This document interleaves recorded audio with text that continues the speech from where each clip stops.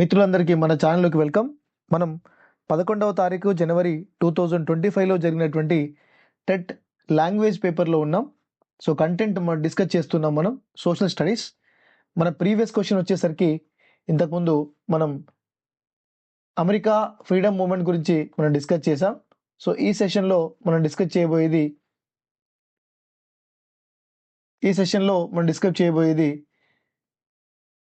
Next question. 20th June 1789 ఇది మనం discuss చేసిన క్వశ్చన్. సో ఇప్పుడు మనం డిస్కస్ చేయబోయేటువంటి క్వశ్చన్ నెక్స్ట్ క్వశ్చన్. సో పైన ఉన్న క్వశ్చన్కి ఇది కొంచెం కంటిన్యూషన్ అని చెప్పుకోవచ్చు. దాంట్లో నేను ఎక్స్ప్లెయిన్ చేశాను కూడా.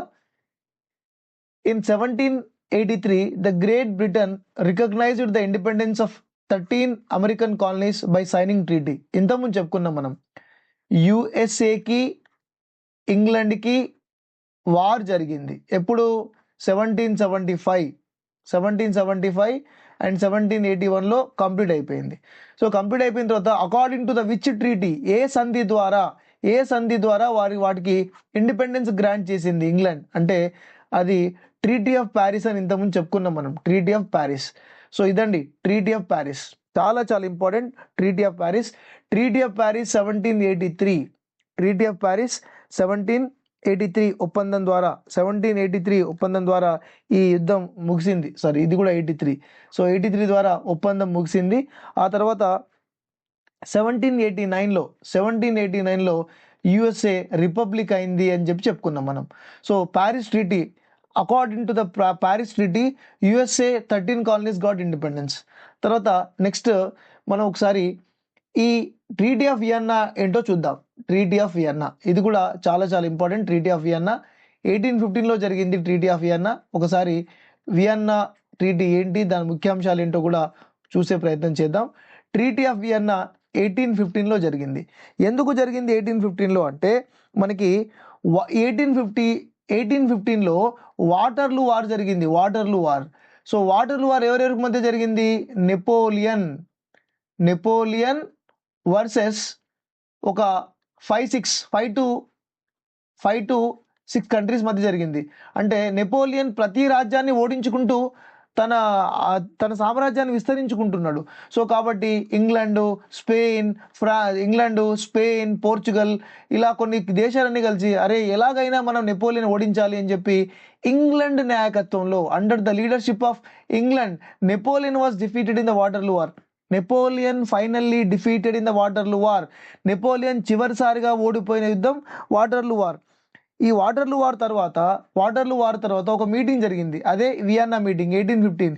ఈ మీటింగ్ ఎవరి లీడర్షిప్లో జరిగిందంటే Austria prime minister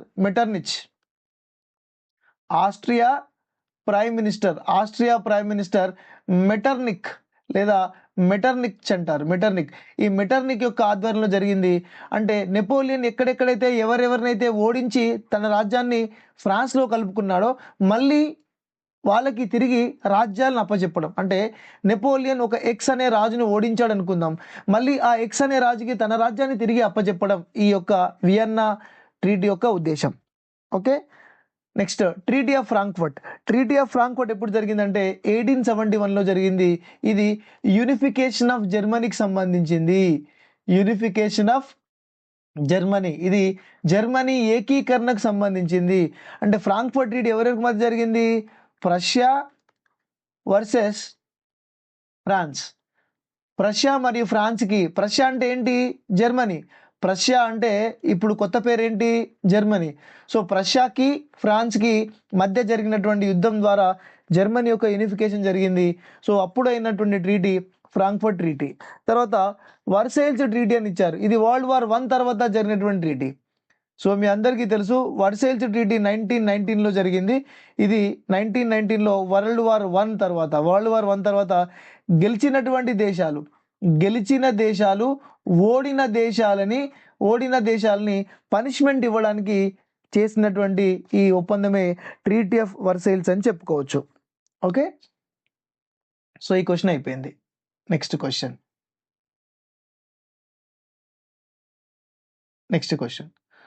socialist thinker who advocated public control of property through central planning. అంటే public control of property through central planning. అంటే ఇక్కడ ఇండివిజువల్ ప్రాపర్టీ ఉండకూడదు, ఎవరికి కూడా కంట్రీలో ఇండివిజువల్ ప్రాపర్టీ అనేది ఎవరికి ఉండకూడదు, సెంట్రల్ ప్రాపర్టీ ఉండాలి, కంట్రీ ప్రాపర్టీ ఉండాలి అని చెప్పారు. ఆయన ఎవరంటే ఇక్కడ సెయింట్ సైమన్ అనేటువంటి వ్యక్తి ఈ యొక్క public control of property through central planning అని చెప్పడం జరిగింది.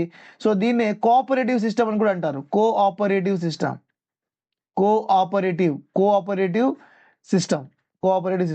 ఈ బాబెఫ్ ఎవరు? ఈ బాబెఫ్ని ఎగ్జిక్యూట్ చేశారు, బాబెఫ్ని ఉరి తీశారు. ఎందుకంటే గవర్నమెంట్ను పడగొట్టడంలో ఈయన కొంచెం కాన్స్పైరసీ చేశాడు. He was executed for conspiring the government పడగొట్టడానికి బాబెఫ్ ప్రయత్నం చేస్తున్నాడని చెప్పి బాబెఫ్ని ఉరి తీశారు. సో బాబెఫ్ ఇంకా ఏం చెప్పారంటే he was advocated the equality. ఈయన అసలు ఫ్రెంచ్ రెవల్యూషన్ ఏం చెప్పింది? ఈక్వాలిటీ ఫ్రెటర్నిటీ అనేటటువంటి లిబర్టీ. సో ఫ్రెంచ్ విప్లవం, French revolution equality, fraternity and liberty అనేటటువంటి ఐడియాస్ని తెచ్చింది. ఈ ఐడియాస్ అన్ని ఫెయిల్ అయిపోయినాయి. These all ideas were failed అని చెప్పడం జరిగింది. ఆయన ఏం చెప్పారంటే ఈయన కూడా private property must be abolished. అసలు ప్రైవేట్ ప్రాపర్టీ అనేది ఉండకూడదు, దాన్ని అబాలిష్ చేయాలి అని చెప్పారు. ఎవరు? బాబెఫ్ ఏం చెప్పారంటే ఈయన ప్రైవేట్ ప్రాపర్టీ అనేది ఉండకూడదు, సో ప్రైవేట్ ప్రాపర్టీని అబాలిష్ చేసి ఈ ప్రాపర్టీని అందరికీ కూడా ఇవ్వాలి అని చెప్పడం జరిగింది. సైమన్ బొలివర్ ఎవరు? Simon Bolivar he was a freedom fighter of Venezuela was liberator under the leadership of Simon Bolivar వెనిజులాకి స్వాతంత్ర సంగ్రామంలో పాల్గొన్నాడు. వెనిజులాకి స్వాతంత్రం రావడానికి రీజన్ ఎవరు అంటే Simon Bolivar was the responsible for attaining of independence to Venezuela. Thomas More ఎవరు? Thomas More was the socialist person, అంటే సోషలిస్ట్ ఐడియాలజిస్ట్. ఈయనతో పాటు థామస్ మూర్తో పాటు ప్లేటో కూడా, not only Thomas More and Plato ఇద్దరు కూడా సోషలిస్ట్ ఐడియాలజిస్ట్. సైమన్ బొలివర్ వెనిజులాలో ఇండిపెండెన్స్ కోసం ప్రయత్నం చేసిండు. Saint Simon cooperative system and individual property ఉండొద్దు అని చెప్పారు. బాబెఫ్ కూడా ఈక్వాలిటీ, ఫ్రెటర్నిటీ, లిబర్టీ, ఈ ఐడియాస్ అన్నీ కూడా ఫెయిల్ అయిపోయినాయి. ఫ్రెంచ్ రెవల్యూషన్ తెచ్చింది కానీ ఫెయిల్ అయిపోయినాయి. ఈయనను ఉరితీశారు, ఎందుకంటే గవర్నమెంట్ పడగొట్టడానికి ప్రయత్నం చేస్తుండని చెప్పి ఈయనను ఉరితీశారు. బాబెఫ్ కూడా ప్రైవేట్ ప్రాపర్టీని అబాలిష్ చేయాలని చెప్పడం జరిగింది.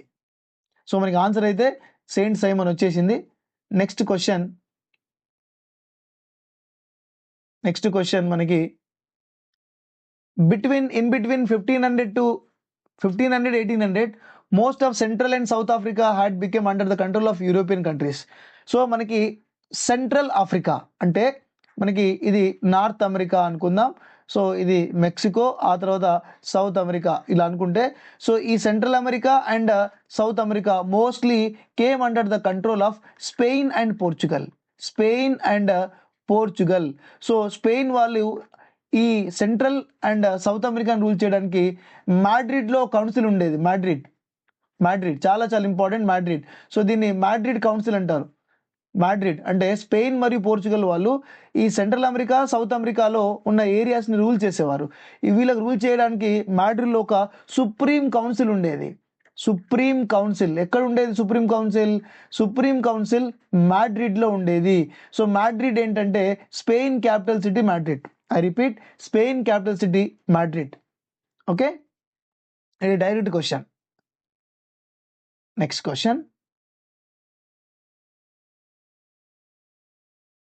Which of the following Vedas is primarily focused hymns and praise to deities? అంటే మనం దేవుళ్ళని పాడడానికి, దేవుళ్ళపై కొన్ని పాటలు కానీ, దేవులను స్తుతించడానికి లేదా దేవుళ్ళ మీద పాటలు ఉంటాయి కదా, సో ఇవన్నీ దేనికి సంబంధించింది ఒకసారి చూద్దాం. మనకి గుర్తుపెట్టుకోండి, సామవేద ఇది సంగీతం గురించి. సామవేద ఇట్ ఈజ్ అబౌట్ సంగీతం గురించి. యజుర్వేద ఇది యజ్ఞ యాగాదుల గురించి. తర్వాత అథర్వవేద మనకి ఆయుర్వేద గురించి. ఆయుర్వేద ఓకే, ఆయుర్వేద గురించి. ఋగ్వేద అనేటటువంటిది ఇది భజన పాటల గురించి, దేవుళ్ళ మీద గాయత్రి మంత్రం ఉందనుకోండి, ఓకే, వాటికి సంబంధించినటువంటి భజనలు పాటలు పాడడం ఈ ఋగ్వేదలో ఉంటుంది. సో ఋగ్వేద ఆన్సర్ మనకి. హైమ్స్ అనేటటువంటివి ఋగ్వేదాలో ఉంటాయి. Next question. Ancient kingdom Asmaka was located part of India. మనందరికీ తెలుసు 16 మహాజనపదాస్ ఉండే మనకి. 16 మహాజనపదాస్ ఎప్పుడు? 6th బీసీలో మనకి 16 మహాజనపదాలు ఉండేటివి. ఈ 16 మహాజనపదాల్లో ఒకే మహాజనపదం సౌత్ ఇండియాలో ఉండేది. ఇదంతా కూడా నార్త్ ఇండియా. మరి ఈ సౌత్ ఇండియాలో ఉన్నటువంటి ఒకే ఒక రాజ్యం అస్మాకా రాజ్యం. ఈ అస్మాకా రాజ్యం యొక్క క్యాపిటల్ సిటీ ఏంటంటే పౌదన్యపురం. దీన్ని బాహుబలి పరిపాలించాడు. గోపటేశ్వరుడు యొక్క కుమారుడు, ఋషభనాథం కుమారుడు బాహుబలి పరిపాలించాడని చెప్తారు అస్మాకా రాజ్యం. సో ఓన్లీ ఇది సౌత్ ఇండియాలో ఉన్నటువంటి ఒకే ఒక మహాజనపద. 16 మహాజనపదాల్లో 15 నార్త్ ఇండియాలో ఉన్నాయి, 15. బట్ వన్ మాత్రం మనకి సౌత్ ఇండియాలో ఉంది. So southern India. ఇది మన తెలంగాణలోని బోధన్ ప్రాంతం. పౌదన్యపురం అంటే ఏంటంటే తెలంగాణలోని బోధన్ అని చెప్పవచ్చు. Next, the Mughal emperor had captured Qutub Shahi ruler Abul Hasan Tanisha. So Abul Hasan Tanisha అంటే వీళ్ళు కుతుబ్ షాహీలు. వీళ్ళెవరు? కుతుబ్ షాహీలు. మరి కుతుబ్ షాహీలను ఓడించినటువంటి వ్యక్తి ఎవరు అని అంటున్నారు? అబుల్ హసన్ తానిషా మరి కుతుబ్ షాహీలను ఓడించినటువంటి వ్యక్తి. మనకి షాజహాన్ పీరియడ్ చూద్దాం. లైన్గా చూద్దాం. Akbar period 1556 to 1605 Akbar period. తర్వాత అక్బర్ తర్వాత వచ్చినటువంటి వ్యక్తి ఎవరు? Jahangir period 1605 to 1658 Jahangir. ఆ తర్వాత వచ్చినవాడు ఎవడు? Shahjahan 1628 to 1658. So then Aurangzeb 1658 to 1707. So Abul తానిషాని ఎప్పుడు ఓడించాడు? 1687లో ఓడించారు. 1687లో ఓడించడం జరిగింది. ఎవరు? ఆలంగీర్. ఈ ఔరంగజేబ్ అనేటటువంటి వ్యక్తి ఓడించడం జరిగింది. దక్కన్ను కంప్లీట్గా పరిపాలించాలి, దక్కన్ నా హ్యాండ్లోకి రావాలి, నా ఆధ్వర్యంలోకి రావాలని చెప్పి దక్కన్ మీద దండయాత్ర చేసింది ఎవరంటే ఔరంగజేబ్. ఈయన 1707లో చనిపోవడం జరిగింది. Next, 9th December the leader who made announcement of regarding Telangana. So KCR garu 29 November 2009లో దీక్ష చేశారు. ఆమరణ దీక్ష fast unto death. So ఆ తర్వాత 10 రోజులు అయిన తర్వాత 9 డిసెంబర్ 2009లో అప్పటి home minister mister Chidambaram Telangana ఇస్తున్నామని చెప్పారు. కానీ మళ్ళీ తర్వాత 23rd December 2009 withdrawal of announcement. అంటే మేము తెలంగాణ ఇస్తున్నామని చెప్పి 9వ తారీఖు చెప్పారు. బట్ ఆంధ్రాలో ఉన్నటువంటి చాలా ఎమ్మెల్యేలు ఎంపీలు రిజైన్ చేసేసరికి మళ్ళీ విత్డ్రావల్ ఆఫ్ అనౌన్స్మెంట్. మళ్ళీ మేము లేదు దీని మీద ఒక కమిటీ వేస్తున్నాం, నేను విత్డ్రా చేసుకుంటున్నాను అని చెప్పి ఇప్పుడే తెలంగాణ ఇవ్వడం కుదరదు, కొంచెం టైం పడుతుంది, కొంచెం రోడ్ మ్యాప్ ఉంటుందని చెప్పి చిదంబరం మళ్ళీ ఇచ్చినటువంటి ప్రకటనని వెనక్కి తీసుకున్నాడు. సో ప్రకటన ఇవ్వడం, ఇక్కడ 23 డిసెంబర్ రోజు ప్రకటనని వెనక్కి తీసుకోవడం కూడా జరిగింది. Next, Kuomintang followed the political philosophy based on the ideas of. So Kuomintang అనే పార్టీ ఏదైతే ఉందో దాన్ని కేఎంటి పార్టీ కూడా అని కూడా అంటారు, లేదా కుఓమింగ్డాంగ్ పార్టీ అని కూడా అంటారు. ఈ పార్టీ పెట్టిందే సన్ యట్ సెన్. ఈ పార్టీ పెట్టింది ఎవరంటే సన్ యట్ సెన్ పెట్టారు. ఈయన సన్ మిన్ చూయి అనేటటువంటి సోషలిజం అంటే ఏదంటే సోషలిజం, నేషనలిజం, డెమోక్రసీని ఈ సన్ యట్ సెన్ చైనాలో ఇంట్రొడ్యూస్ చేశారు. ఈయనని ఆధునిక చైనా పితామహుడు అంటారు. ఫౌండర్ ఆఫ్ మోడర్న్ చైనా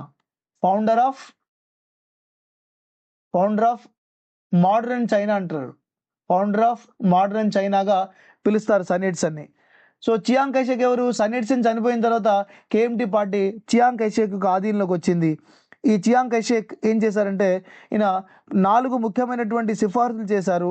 దాంట్లో ఒకటి పాతివ్రత్యం, అంటే మహిళలు పాతివ్రత్యంగా పాటించాలి, ఉండాలి, పతివ్రతలుగా ఉండాలి. రెండోది రూపం మంచిగా చక్కగా ఉండాలి, మంచి మాటలు మాట్లాడాలి. తర్వాత నాలుగోది పని పని చేయాలి. అంటే దీన్ని ఇంగ్లీష్లో చాసిటీ అంటారు, రూపం అంటే అపియరెన్స్ అంటారు, మాట అంటే స్పీక్ అంటారు, పని అంటే వర్క్. అంతేకాకుండా చియాంగ్ కైషక్ అనే మహానుభావుడు మహిళలు ఇంటికే పరిమితం కావాలి, మహిళలు ఇంటికే పరిమితం కావాలని చెప్పారు. అంతేకాకుండా మెడ నుంచి మెడ నుంచి పాదాల వరకు ఉన్నటువంటి గౌనులు ధరించాలి. వీటిని హెమీలైన్స్ అంటారు. వీటిని ఏమంటారు? హెమీలైన్స్ ధరించాలి అని చెప్పి ఈయన చెప్పడం జరిగింది. ఈ సన్ ఇట్ సెన్ మాత్రం 4 గ్రేట్ నీడ్స్ ఇంట్రడ్యూస్ చేశారు. ఏంటి 4 గ్రేట్ నీడ్స్? చాలా చాలా important. 4 great needs by Sun Yat Sen. ఒకటి ఫుడ్, ఖచ్చితంగా ఫుడ్ మనం ఇవ్వాలి. తర్వాత క్లోత్స్ ఇవ్వగలగాలి. తర్వాత షెల్టర్ అంటే ఇల్లు. ఆ తర్వాత ఇంకొకటి రవాణా, ట్రాన్స్పోర్టేషన్. సో వీటిని 4 గ్రేట్ నీడ్స్ అంటారు. 4 గ్రేట్ నీడ్స్ ఎవరు తీసుకొచ్చారు? Sun Yat సెన్. బట్ ఈ మహానుభావుడు మాత్రం పతివ్రతలుగా ఉండాలి, రూపం చక్కగా ఉండాలి, మాటలు మంచి మాట్లాడాలి, పనికే పరిమితం అవ్వాలి, ఇంటికే పరిమితం అవ్వాలి, గౌనులు వేసుకోవాలి, మెడ నుంచి పాదాలు కవర్ చేసే విధంగా చెప్పారు. మావో జెడాంగ్ ఎవరు? Mao Zedong was the founder of Chinese Communist Party 1921లో మావో జెడాంగ్ చైనీస్ కమ్యూనిస్ట్ పార్టీని ఎస్టాబ్లిష్ చేశారు. చాలా చాలా ఇంపార్టెంట్. ఈయన లాంగ్ మార్చ్ కూడా నిర్వహించారు. సో లాంగ్ మార్చ్ ఇయర్ ఎప్పుడంటే 1935-34లో ఆయన లాంగ్ మార్చ్ని నిర్వహించడం జరిగింది. సో మనకి ఆన్సర్ అయితే సన్ ఇట్ సెన్నే ఈ కేఎంటీ పార్టీని పెట్టాడు. పరివ్రాజకాస్ అంటే ఏంటంటే వీళ్ళు విలేజ్ నుంచి అన్ని త్యజించిన వారు. పరివ్రాజకాలు అంటే ఏంటంటే వీళ్ళు నొమాడిక్ లైఫ్, అన్నింటినీ వదిలిపెట్టిన వారు. సో అన్నిటినీ వదిలిపెట్టిన వారు వీరు ఏం చేస్తారు? ఊరు తిరుక్కుంటూనే ఉంటారు. ఎక్కడికి వెళ్తారో తెలీదు. Their destination is we do not know. అంటే వారి యొక్క ప్రయాణం ఎక్కడికో మనకు తెలియదు. So they are the wandering from village to village. వాళ్ళు ఒక సాధుల్లాగా తిరుగుతూ ఉంటారు అనమాట. వాళ్ళనే పరివ్రాజకాలు అంటారు. వీరినే పరివ్రాజకాలు అంటారు. తర్వాత the primary objective of the క్రిప్స్ machine.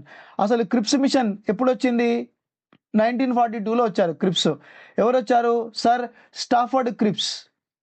Stafford క్రిప్స్ అని ఆయన కాంగ్రెస్తో మాట్లాడి సెకండ్ వరల్డ్ వార్లో మాకు సపోర్ట్ చేయండి, సెకండ్ వరల్డ్ వార్లో మా బ్రిటిష్కి సపోర్ట్ చేయండి అని చెప్పి కాంగ్రెస్ యొక్క సపోర్ట్ అడగడానికి వచ్చాడు క్రిప్స్. సో క్రిప్స్ మిషన్ ఏమైపోయింది? క్రిప్స్ machine was failed. So క్రిప్స్ machine fail అయిన తర్వాత మనం లాంచ్ చేసినటువంటి మూమెంట్ ఏంటి? Quit India moment. So when క్రిప్స్ machine was failed, quit India moment was launched. మరి క్విట్ ఇండియా మూమెంట్ ఇయర్ ఎప్పుడు? 1942. So to gain support for British war effect. ఇది answer. మన answer to gain India support. Next, among the following identify the statutory body. మనకి కొన్ని bodies ఉన్నాయి. అంటే statutory bodies అని కొన్ని ఉంటాయి, కొన్ని కాన్స్టిట్యూషనల్ బాడీస్ ఉంటాయి. అంటే రాజ్యాంగబద్ధ సంస్థలు, చట్టబద్ధ సంస్థలు అంటారు. ఉదాహరణకి కాన్స్టిట్యూషనల్ బాడీస్ అనుకుందాం. కాన్స్టిట్యూషనల్ బాడీస్ అంటే రాజ్యాంగంలో ఉన్నాయి వీటి గురించి, కాన్స్టిట్యూషనల్ బాడీస్. అండ్ ఇంకోటి ఇది స్టాట్యుటరీ బాడీస్ అంటే ఏంటంటే ఈ చట్టం ద్వారా చేసినటువంటి బాడీస్. ఉదాహరణకి చూసుకున్నట్టయితే ఎలక్షన్ కమిషన్ రాజ్యాంగంలో ఉంది కదా. తర్వాత యూపీఎస్సి రాజ్యాంగంలో ఉంది. ఫైనాన్స్ కమిషన్ రాజ్యాంగంలో ఉంది. తర్వాత national SC commission, national ST commission, ఇవన్నీ కూడా కాన్స్టిట్యూషనల్ బాడీస్ అంటారు. అంటే రాజ్యాంగబద్ధ సంస్థలు. మరి నాన్ కాన్స్టిట్యూషనల్ బాడీస్, వీటిని నాన్ కాన్స్టిట్యూషనల్ బాడీస్ అంటారు. మరి నాన్ కాన్స్టిట్యూషనల్ బాడీస్ అంటే ఏంటి? ప్లానింగ్ కమిషన్, తర్వాత నేషనల్ డెవలప్మెంట్ కౌన్సిల్. ఇటీవల వార్తల్లో వచ్చినటువంటి లోక్పాల్ కావచ్చు, లోకాయుక్త. తర్వాత NHRC, national human right commission. So ఇక్కడ చూడండి ఎన్హెచ్ఆర్సి అనేటటువంటిది స్టాట్యుటరీ బాడీ, ఇది statutory body. Union public service commission, election commission, finance commission అనేటటువంటిది రాజ్యాంగబద్ధ సంస్థలు. Next, among the following identify the power of the president. మరి ప్రెసిడెంట్ యొక్క పవర్ ఏంటి చెప్తున్నాడు. Dissolve Rajya Sabha and state legislative council. Rajya Sabha dissolve కాదు, మరి స్టేట్ అసెంబ్లీ డిజాల్వ్ అవుతుందా? State assembly dissolve అవ్వాలి అంటే ప్రొసీజర్ ఏంటి?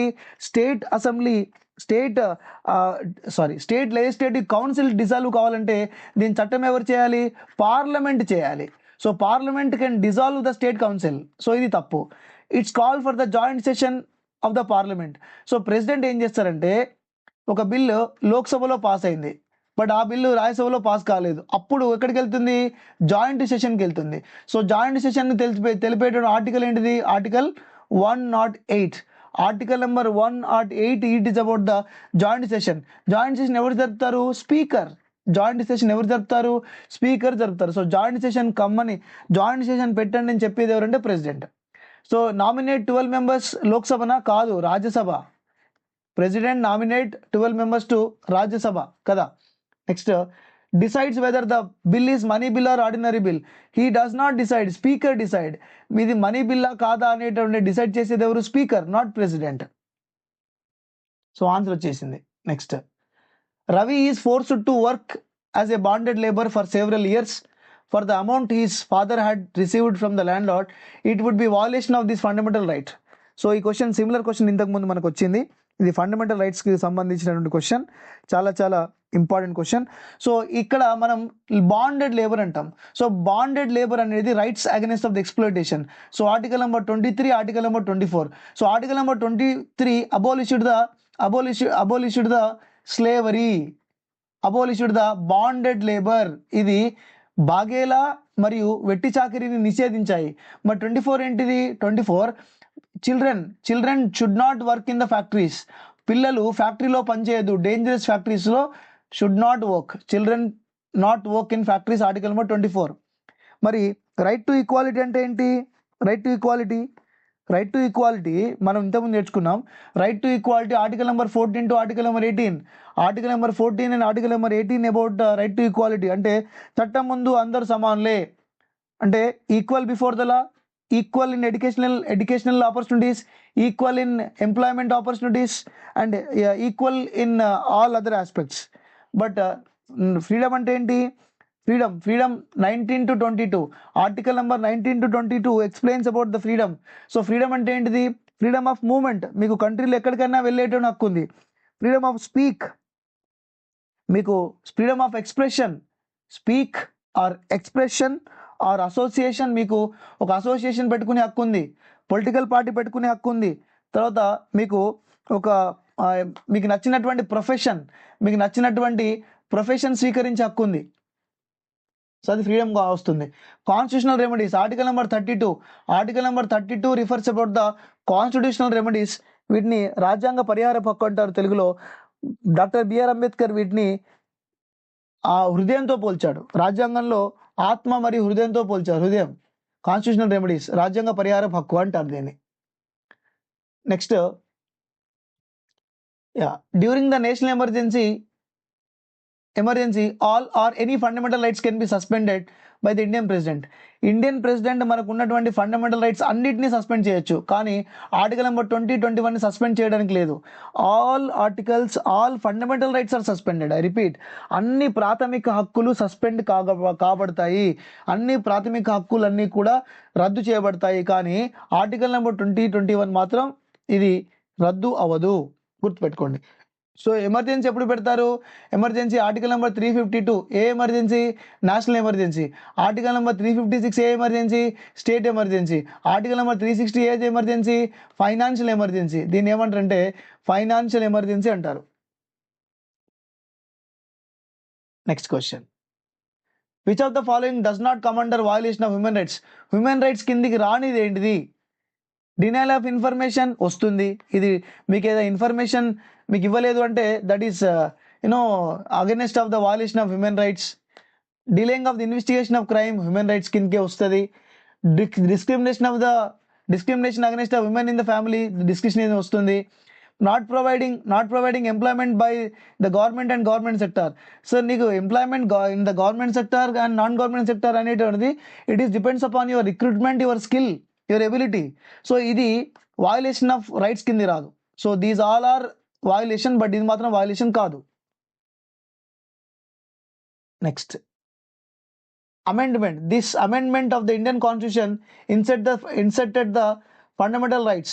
మరి ఇక్కడ కింద ఇచ్చినటువంటి దాంట్లో ఒక ఫండమెంటల్ రైట్స్ గురించి అడిగారు, ఒకసారి చూద్దాం మనం ఫండమెంటల్ రైట్స్ గురించి. This amendment of the Indian constitution inserted a list of fundamental duties in the Indian Constitution. అసలు ఇండియన్ కాన్స్టిట్యూషన్ లో ఫండమెంటల్ డ్యూటీస్ ఎట్లా పెట్టారు, ఎప్పుడు పెట్టారని చెప్తున్నారు. సో మనకి ఫండమెంటల్ డ్యూటీస్ అంటే విధులు అంటారు, ప్రాథమిక విధులు అంటారు, ప్రాథమిక విధులు అంటారు. సో ప్రాథమిక విధులు ఎక్కడ నుంచి తెచ్చుకున్నాం మనం? రష్యా నుంచి తెచ్చుకున్నాం ప్రాథమిక విధులు. చాలా చాలా ఇంపార్టెంట్. సో ఇవి ఎక్కడ ఉన్నాయి ఇండియన్ కాన్స్టిట్యూషన్లో? ఇది పార్ట్ 4A ఉన్నాయి. These are in the part 4A ఉన్నాయి. ఇవి 42nd అమెండ్మెంట్ 1976, 42nd అమెండ్మెంట్ 1976లో పెట్టారు.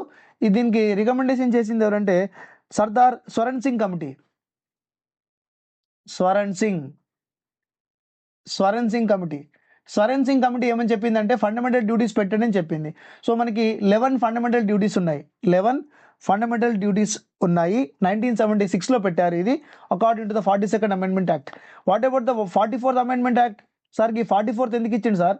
ఇంకేడ పని లేదా? 44 amendment act also very very important act because according to the 44 amendment act it is 1978లో వచ్చింది. As per this act right to property act అంటే ఆస్తి హక్కు హక్కును ఏం చేశారు? రద్దు చేశారు. రైట్ టు ప్రాపర్టీ రద్దు చేసి దీన్ని లీగల్ రైట్ చేశారు. It became a legal right and it added in the 300A. అంటే ఆస్తి హక్కును రద్దు చేసి దాన్ని ఒక లీగల్ రైట్ కింద పెట్టారు. ఎప్పుడు జరిగింది? 1978లో జరిగింది. 61st అమెండ్మెంట్ యాక్ట్ ఇది మనకి social studies 10th class book, మనకి ఎలక్షన్ కమిషన్ ఆఫ్ ఇండియాలో ఎలక్షన్స్ ఇన్ ఇండియాలో ఉంది. 61st అమెండ్మెంట్ యాక్ట్ 1988లో జరిగింది. As per this voting rights age from 21 to 18 reduced. అంటే మనకి 1950లో ఓటింగ్ రైట్స్ ఎంత ఇచ్చారు? 21. మొదట్లో మనకి 21 ఇయర్స్ ఉన్న వాళ్ళకే ఓటింగ్ రైట్స్ ఇచ్చారు. కానీ 1988లో రాజీవ్ గాంధీ పీరియడ్లో అది కాస్త 21 to 18కి డిక్రీజ్ చేశారు. సో ఇప్పుడు ఎంత? 18 సంవత్సరాలు. బట్ అప్పట్లో ఎంత? 21 ఇయర్స్. అది 61 అమెండ్మెంట్ ద్వారా చేంజ్ చేశారు. What is about the 52nd amendment? 52nd amendment very very important. ఇది 1985లో వచ్చింది ఈ అమెండ్మెంట్. దీన్ని మనం యాంటీ డిఫెక్షన్ యాక్ట్ అంటాం. యాంటీ డిఫెక్షన్ లా తెలుగులో దీన్ని పార్టీ ఫిరాయింపుల చట్టం అంటారు. పార్టీ ఫిరాయింపుల చట్టం అంటే ఒక పార్టీలో గెలిచి ఇంకో పార్టీకి జంపు జిలాని అయితే వాళ్ళ మీద తీసుకునేటటువంటి చర్యలు వీటిని చెప్పవచ్చు. Next this article of the Indian Constitution states that no person shall be deprived on his life or personal liberty except according to the procedure established by the law. So అది article number 21. article number 21 ఏంటి? Right to life. article number 21 ఏంటి? Right to life. article number 19 ఏంటి? Freedom of speech, expression, farming of association, farming of union, peacefully association, profession. article number 22 ఏంటి? article number 22 right it is article number 22 about detention, wrongful detention, article number 22. So article number 23 exploitation. article number 23 మనకి exploitation గురించి చెప్తుంది. Exploitation అంటే మనకి slavery, బాగేలా లేదా slavery, దీన్నే వెట్టి అంటారు. article number 24 అనేటువంటిది ఫ్యాక్టరీలో పిల్లలు పనిచేయొద్దు. Okay. article number 21 right to life. ఇదేమో ఫ్రీడమ్ అండ్ ఇదేమో డిటెన్షన్ అంటే అరెస్ట్ చేసే దానికి సంబంధించింది. సో ఇదండి. ఇంకా మనకి చాలా క్వశ్చన్స్ ఉన్నాయి. ఇంకో సెషన్ పడుతుంది. ఇంకో సెషన్లో ఇంకా మిగతా క్వశ్చన్స్ నేర్చుకుందాం. మీకు అర్థమవుతుందని ఆశిస్తూ సెలవు. Thank you.